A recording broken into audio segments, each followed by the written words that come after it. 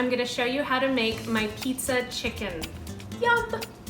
You just kind of bang these and beat them down to where they're just a little bit thinner, kind of like you would do with chicken parmesan. This is one of the easiest meals you can make. It's fast, it's delicious, it's low in calories, and I'm gonna shred in 1 garlic clove. I've got some tomato sauce, just spoon it over the top.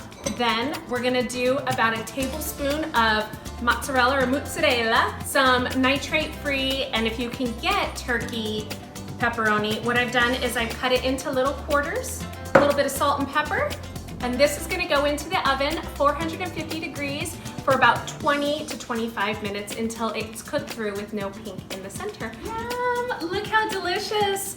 Oh, we're gonna eat well tonight.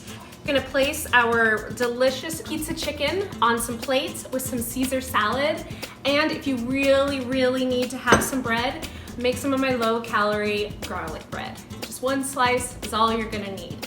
Bye, Rach. Thanks again for having me on the show.